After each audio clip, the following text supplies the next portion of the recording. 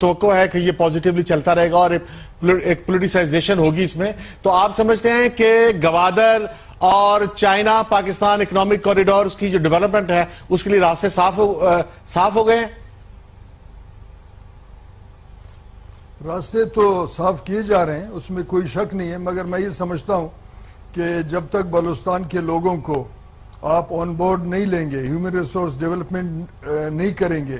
مثلا میں کئی مرتبہ پنجاب کے وزیر اعلیٰ شہباز شریف صاحب کو میں یہ کہہ چکا ہوں، اور یقیناً وہ کل میرا بات بھی سنیں گے، آپ اس وقت بھی سن رہے ہیں، کہ اگر چائنا چاہتا ہے کہ گوادر میں کے ذریعے وہ اپنا راستہ کھولے تو یہ ان کا حق بھی بنتا ہے کہ ہزاروں نوجوانوں کو تعلیم کے لیے چین بھیجیں یا ہیومن ریسورس ڈیولپمنٹ کے لیے ٹیکنیکل پروفیشنل جو تربیت کے لیے چین کا یہ فرض بنتا ہے اور پاکستانی ریاست کا فرض بنتا ہے کہ بلوچوں کو اسے تعلیم دلائیں. مگر میں نے بارہا ان کو کہا ان کو دلچسپی نہیں ہے، وہ جا کے کچھ اور کام کر کے آ جاتے ہیں، مگر اس طرف انہوں نے کبھی توجہ نہیں دی ہے. اب آپ دیکھیں مثلا اگر اکنامک کوریڈور کا مطلب ایک سڑک ہے جو گوادر اور کاشغر کو کنیکٹ کرتا ہے، تو سڑکیں تو صرف اگر لوگوں کے زندگی میں تبدیلی لاتے تو پھر کوئٹہ سے لے کر چاگے تک جو ویسٹرن یورپ کو کنیکٹ ہوتا ہے سڑک، اس نے ہماری زندگی میں کوئی تبدیلی نہیں لائی.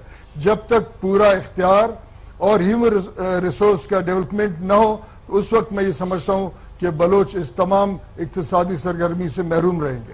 اچھا لطیف چودھری صاحب، یہ تو میرا خیال لشکری صاحب کا بہت جائز مطالبہ ہے کہ اگر آپ نے بلوچستان کو، اگر آپ نے یہ Pakistan China economic corridor develop کرنی ہے اور گوادر ڈیولپ کرنا ہے تو اس میں بلوچوں کو شیئر ملنا چاہیے. ان کی ایجوکیشن جو ہے اس پہ توجہ دینی چاہیے. پنجاب اتنی بڑی یونیورسٹی یہاں بلائیں آپ، اور چائنا بھی بلائے اور خیبر پختونخوا بھی بلائے، کراچی یونیورسٹی بھی بلائے. نہیں، یہ جو بات کی ہے لشکری رئیس ثانی صاحب نے، تو اس میں تو میرا نہیں خیال کہ کوئی بندہ یا کوئی جنرل صاحب نے بات کی ہے. ایک بلوچستان کے اندر ایک گروپ وہ بھی ہے جو یہ کہہ رہا ہے کہ گوادر کی پورٹ سے ڈیموگرافک چینج آئے گا، اس لیے وہ گوادر کی پورٹ نہیں بننے دے رہے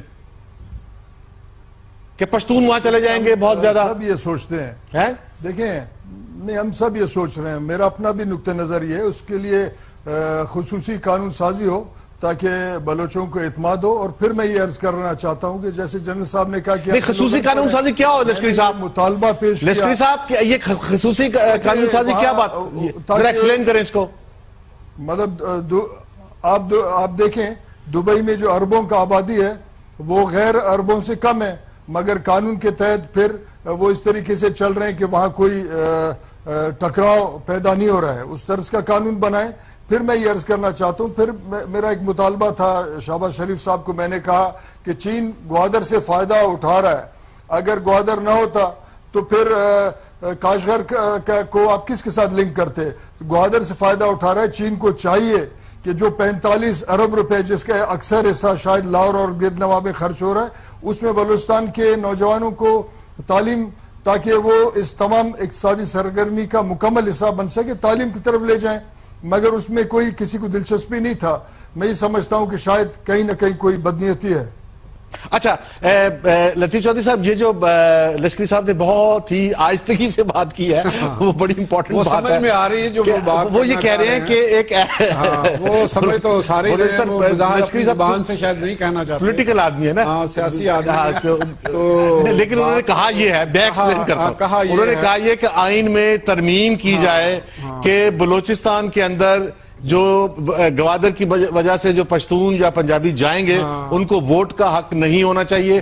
ووٹ کا حق اور وہاں دوسرے حقوق جو ہیں وہ صرف بلوچوں کو ہونی چاہیے. آپ ایگری کرتے ہیں اس سے؟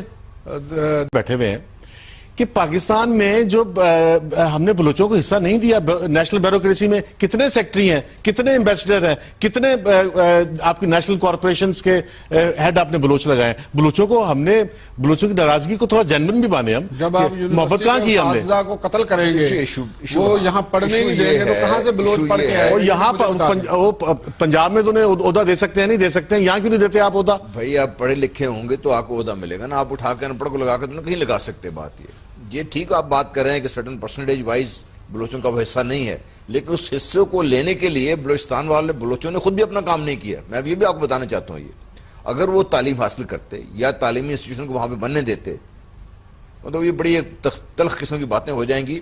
وہاں پہ یہ چیزیں نہیں ہونے دی گئیں اور جس وجہ سے بھی نہیں ہونے دی گئیں.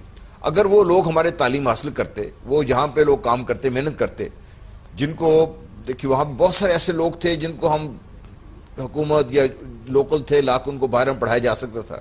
ایک جگہ پہ مطلب مثال دینے کی بات اچھی نہیں لگتی، ایک سکول کا میں نے اعلان کیا، 100 بچوں کی بات کرنی تھی. آپ یقین کریں میں اعلان کر کے واپس آ گیا. آپ یہ کہہ رہے ہیں جنرل صاحب کہ جو بلوچوں کو نیشنل سروسز میں اور مختلف اس میں جو حصہ نہیں مل رہا، اس کے آپ ذمہ دار، مطلب ہم ذمہ دار نہیں ہیں، میں ذمہ دار نہیں ہوں، پنجاب ذمہ دار نہیں ہے، نان بلوچی ذمہ دار نہیں ہے، بلوچ خود ذمہ دار ہے. آپ میری بات پہ غور نہیں کر رہے. ہم ذمہ دار ہوں گے، وہ تو ہمیشہ سے ہم پہ تو بلیم لگتا رہتا ہے. یہ بلیم کا کچھ حصہ ان کو بھی اون کرنا پڑے گا. لشکری صاحب آپ نے بات سنی ہے جنرل صاحب کی کہ ہم تو ذمہ دار ہیں لیکن آپ بھی ذمہ دار ہیں بلوچوں کی پسماندگی کے. آپ نے وہاں ایجوکیشن کو پروموٹ نہیں ہونے دیا. ایک چھوٹی سی مثال دینا چاہتا ہوں یہاں سے. جنرل ضیاء کے وقت میں خضدار سے شہزاد کوٹ تک سڑک بننی شروع ہوئی تھی، چیننگ شروع کی تھی. 23 کلومیٹر کے بعد رک گئی اور نہیں بنی.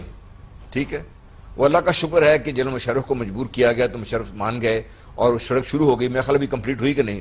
یہ کھل جائے آپ کا علاقہ، میں کہنے کی بات کروں، اگر یہ کھل جاتا یہ بلوچوں خود چاہیے تھا کسی لشکری صاحب کو جواب دے رہے ہیں. جی لشکری صاحب، آپ اس کے جتنے ہم ذمہ دار ہیں آپ اس سے زیادہ آپ ذمہ دار ہیں. نہیں معذرت کے ساتھ جنرل صاحب پھر تلخ باتوں کی طرف جا رہے ہیں. بڑا اس پہ بحث ہو سکتا ہے. ان کا وہی جو سن 70 میں بنگالیوں کے بارے میں کہتے تھے ان پڑھ ہیں، انہوں نے کہا کہ پڑھے لکھے ہوں گے تو آئیں گے. آپ پڑھے لکھے ہونے چھوڑ تو دیں، ان کے لیڈرشپ کو قتل کراتے ہیں، ان کو جیلوں میں ڈالتے ہیں، ان کو دربدر کرتے ہیں، تو پڑھے لکھے ہونے دیں. یہ میں عرض کر رہا ہوں جو سن 70 میں کے بعد پہلا یونیورسٹی سرداروں نے بنایا جن کو نیب کا حکومت کہا جاتا. تو اس کے بعد بولان میڈیکل کالج بھی ان لیڈرشپ نے بنایا جن کو آپ ہمیشہ نفرت کے نظر سے دیکھتے ہیں. میں خود 2010 میں پریزیڈنٹ زرداری سے میں نے 3 یونیورسٹیوں کا اعلان کرایا جو اس وقت لورلائی، تربت اور ایک ابھی تک یونیورسٹی کہیں بنا نہیں ہے. اس قسم کا بات تو درست نہیں ہے. خان احمد یار خان کا جو ہائی اسکول ہوا کرتا تھا جس نے کئی بیوروکریٹس بنائے، مستنگ میں انہوں نے بنایا. مکتب نصیری نوری نصیر خان 17 سینچری میں انہوں نے ایک بہت بڑا ادارہ بنایا جہاں سے لوگ فارسی اور عربی اس وقت کے اہم علوم سیکھ کے نکلتے تھے. اس قسم کا نہیں ہے کہ ہم سارے ان پڑھ ہیں اور آپ جو ہے ہم سمجھتے نہیں. اب میں ڈپلومیٹس کے حوالے سے کہہ رہا ہوں کہ کس ادارے میں آپ نے فورن منسٹری میں آپ ہمیشہ جن کو شک کی نظر سے دیکھتے ہیں ان کو ان پڑھ بھی کہتے ہیں. یہ بات درست نہیں ہے. مکمل حقوق دیں، آئین کو آپ چھوڑیں فنکشنل ہو، اس کے بعد آپ دیکھیں کہ بلوچستان میں لوگ پڑھے لکھے ہیں، ان پڑھ ہیں، ملک کے وفادار ہیں نہیں ہیں. فوراً شک کی نظر سے دیکھتے ہیں تو یہ معاملات یقیناً تلخیاں پیدا کرتی ہیں. اچھا نہیں، لیکن آپ کو 18th امینڈمنٹ سے توقع نہیں ہے؟ نہیں، میں یہ سمجھتا ہوں کہ 18 امینڈمنٹ ایک پیش رفت ہے حقوق کے حوالے سے. اب وہاں مکمل طور پہ اسٹیبلشمنٹ کو چاہیے کہ وہ اختیارات ڈیلیور کر اور اختیارات بلوچستان کے جینین پولیٹیکل لیڈرشپ کے پاس ہوں، جعلی الیکشنز نہ ہوں اور پسندیدہ افراد کو چن کے اسمبلیوں میں نہ بٹھایا جائے. میں یہ سمجھتا ہوں کہ 18th امینڈمنٹ بھی بلوچستان کے لوگوں میں ایک خوشحالی اور ترقی کا راستہ کھول سکتا ہے. لشکری ریسانی صاحب، ہمیں یہاں پر ایک چھوٹی سی کمرشل بریک لینی ہے. ناظرین، ہم بریک کے بعد فوراً حاضر ہو رہے ہیں اور چودھری لطیف کہہ رہے ہیں کہ جو اگر آپ کی یہ بات مانی جائے تو پھر کراچی کے بہت سے مسائل پیدا ہو جائیں گے، کیونکہ کراچی میں بھی ڈیموگرافی جو ہے نا وہ پشتونوں کی تعداد جو ہے وہ مقامی جو مہاجر ہیں جو اردو بولنے والے ان سے بہت زیادہ ہو رہی ہے. تو یہ اگر آپ کی بات مان لیں تو ہمارے لیے بڑا پرابلم ہی ہو جائے گا.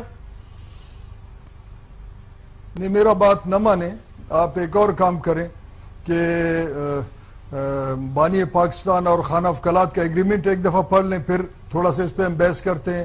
یا پھر 1940 کا قرارداد جو لاہور میں پاس ہوا تھا جس میں کوئی شاید بلوچ نہیں تھا، اس کو ذرا اسٹڈی کر لیں کہ بلوچستان یا جو فیڈریٹنگ یونٹس ہیں ان کے بارے میں بلوچستان کا کیا حیثیت ہے. اس کو ذرا دیکھ لیں، اس کے بعد پھر آپ آگے بڑھیں. میرا بات نہ مانیں، بانی پاکستان کا بات. جناب لشکری ریسانی صاحب، جناب لطیف چودھری صاحب، جناب جنرل غلام مصطفیٰ صاحب آپ ہیں، اور چودھری لطیف کہہ رہے ہیں کہ جو اگر آپ کی یہ بات مانی جائے تو پھر کراچی کے بہت سے مسائل پیدا ہو جائیں گے، کیونکہ کراچی میں بھی ڈیموگرافی جو ہے نا وہ پشتونوں کی تعداد جو ہے وہ مقامی جو مہاجر ہیں جو اردو بولنے والے ان سے بہت زیادہ ہو رہی ہے. تو یہ اگر آپ کی بات مان لیں تو ہمارے لیے بڑا پرابلم ہی ہو جائے گا. نہیں، میرا بات نہ مانیں، آپ ایک اور کام کریں کہ بانی پاکستان اور خانہ افقلات کا ایگریمنٹ ایک دفعہ پڑھ لیں، پھر تھوڑا سا اس پہ ہم بحث کرتے ہیں. یا پھر 1940 کا قرارداد جو لاہور میں پاس ہوا تھا جس میں کوئی شاید بلوچ نہیں تھا، اس کو ذرا اسٹڈی کر لیں کہ بلوچستان یا جو فیڈریٹنگ یونٹس ہیں ان کے بارے میں بلوچستان کا کیا حیثیت ہے، اس کو ذرا دیکھ لیں. اس کے بعد پھر آپ آگے بڑھیں. میرا بات نہ مانیں، بانی پاکستان کا بات. جناب لشکری رئیسانی صاحب، جناب لطیف چودھری صاحب، جناب جنرل غلام مصطفیٰ صاحب، آپ